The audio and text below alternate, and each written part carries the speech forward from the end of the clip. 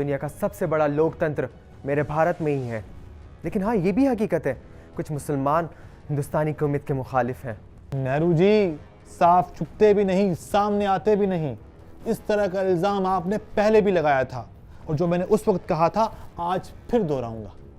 कौमियत से आपकी मुराद ये है कि मुख्तलिफ मजहबी जमातों को हयाती मानों में मिला जुला कर एक कर दिया जाए, तो मैं खुद इस नज़रिया कौमियत से इनकार का मुजरिम हूँ।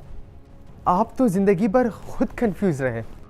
वतन की बात करते, कभी उम्मत की बात करते, कभी खिलाफत की हिमायत करते। आपको शायरी की समझ बुझ नहीं, या आपने कभी मुझे पढ़ने की ज़हमत ही गवारा नहीं की।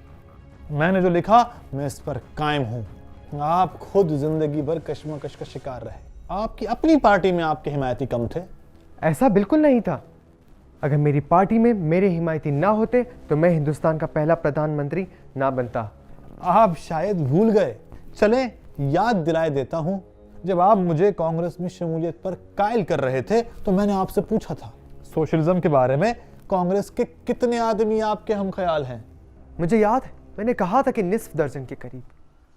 और मैंने कहा था कि ताज्जुब है कि आपकी अपनी जमात में आपके हम ख्यालों की तादाद सिर्फ निस्फ दर्जन है, और इधर आप मुझे कहते हैं कि मैं मुसलमानों को कांग्रेस में शमूलियत का मशवरा दूं। तो क्या मैं 10 करोड़ मुसलमानों को 6 आदमियों की खातिर आग में झोंक दूं? आज दुनिया को इल्म है कि आपने किस तरह चालाकी से गांधी जी की हिमायत हासिल की और सरदार वल्लभ भाई पटेल को एक तरफ करके खुद वजीर आजम बन गए।